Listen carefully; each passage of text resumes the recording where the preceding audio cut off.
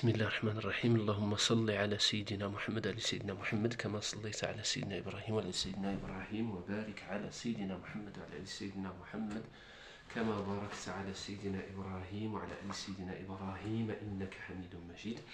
السلام عليكم ورحمة الله وبركاته. Mais nous avons parlé durant les vidéos précédentes de la vie du prophète sallallahu alayhi wa sallam. Nous continuons l'histoire des musulmans, mais tout d'abord nous allons écouter ce qu'a dit le prophète sallallahu alayhi wa sallam. Je rapporte un hadith du prophète sallallahu alayhi wa sallam dans lequel il a prédit qu'après lui il y aura 4 étapes dans l'histoire des musulmans.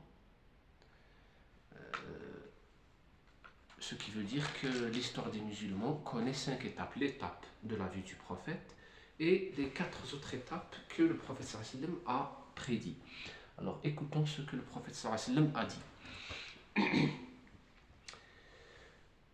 L'imam Ahmed rapporte un hadith dont les narrateurs sont dignes de confiance, de Hudayfa ibn al-Yaman, qui dit que le prophète sallallahu alayhi wa sallam a dit: la prophétie sera parmi vous tant que Dieu le veut, puis il la suspendra s'il le veut.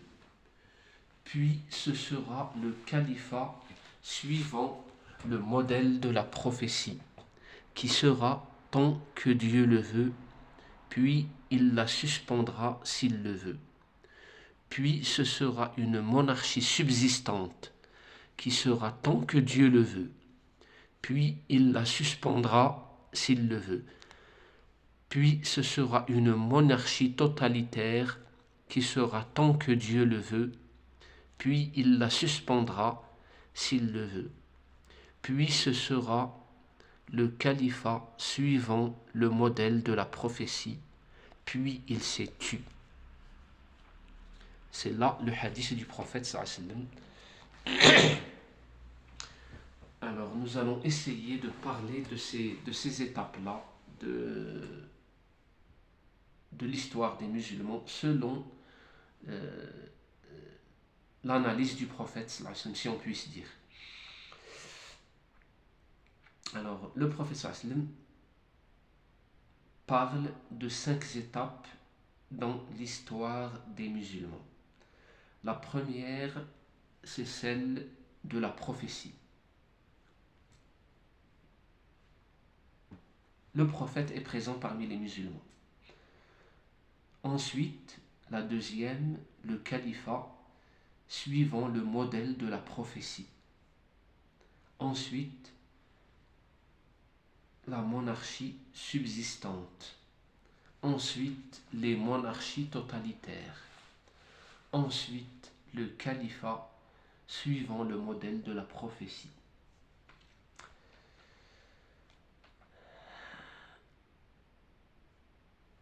Nous allons parler de la première étape, l'étape de la prophétie.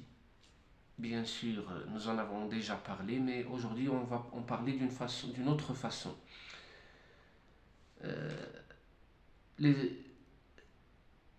Dans cette étape-là, il y a le prophète parmi les musulmans. Le prophète sallallahu alayhi wa sallam qui reçoit la révélation de Dieu. Cette révélation, en premier lieu, appelle l'humanité à connaître Dieu, à l'adorer, sans lui associer d'autres divinités. En plus de cela,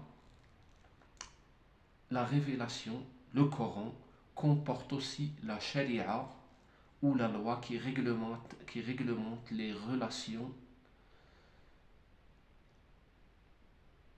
des musulmans entre eux, de la société musulmane avec les autres parties. Le Coran guide les musulmans vers les vertus, corrige les mauvais comportements, incite à faire le bien et à s'abstenir de faire du mal. Tout cela pendant les 23 années de la prophétie.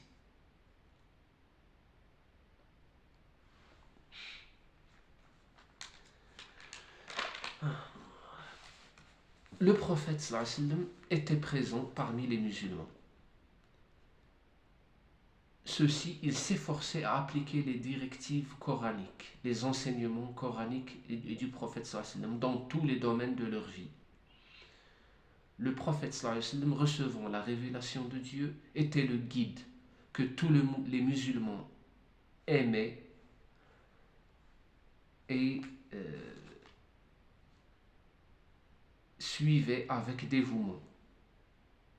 La communauté récente des musulmans est devenue pour cela une grande puissance en un rien de temps, car elle était soudée par l'amour. Chaque membre de cette communauté tenait à servir cette communauté avec fidélité et dévouement, dans un esprit d'altruisme. Il n'y avait pas d'égoïsme. C'était plutôt l'altruisme, le contraire. C'est Dieu le Tout-Puissant qui a uni les cœurs des musulmans, comme l'indiquent les versets de la sourate Al-Anfal. Il a uni leur cœur. C'est là une traduction des versets du Coran. Il a uni leur cœur, c'est-à-dire Dieu. Dieu a uni leur cœur par la foi. Aurais-tu dépensé tout ce qui est sur terre, tu n'aurais pu unir leur cœur. Mais Allah les a unis. Il est puissant et sage. Remarquez là comment étaient les Arabes avant l'islam. Des tribus qui s'entretuaient, qui se menaient des razzias entre elles. Il y avait beaucoup de conflits, beaucoup de combats, et après l'islam, ils sont devenus une puissance. Le hadith du prophète sallallahu alayhi wa sallam, مثل المؤمنين في توادهم وتراحمهم مثل الجسد إذا اشتكى منه عضو تداعى له سائر الجسد بالسهر والحمى. J'ai rapporté ce hadith en arabe parce qu'il me rappelle cette femme-là qui était premier ministre de la Nouvelle-Zélande. C'est le hadith qu'elle s'est efforcée à prononcer en langue arabe. Si vous vous rappelez, après les attentats de la mosquée de la Nouvelle-Zélande. Je ferme cette parenthèse. Alors je vous lis la traduction de ce hadith-là. Les croyants, dans leur amour et miséricorde entre eux, ressemblent au corps. Quand l'un de ses membres est atteint, le reste du corps entier subit l'insomnie et la fièvre. Vous voyez comment le prophète sallallahu alayhi wa sallam a donné comment la communauté musulmane doit être. C'est comme ce hadith-là la dessine. C'est dans ces conditions qu'a évolué la communauté des compagnons du prophète sallallahu alayhi wa sallam. Ce n'est donc pas bizarre, c'est plutôt normal que cette communauté ait relevé tous les défis et surmonté tous les obstacles durant la vie du prophète sallallahu alayhi wa sallam. Je crois que je vais m'arrêter ici. Nous parlerons des autres étapes que le hadith sallallahu alayhi wa sallam, dont le hadith sallallahu alayhi wa sallam parle prochainement, Inch'Allah. Merci de m'avoir écouté. Je vous prie de bien vouloir vous abonner à cette chaîne, d'activer les alarmes pour recevoir toute nouveauté, de nous aider par un like. Encore merci. Assalamu alaikum wa rahmatullahi wa barakatuh.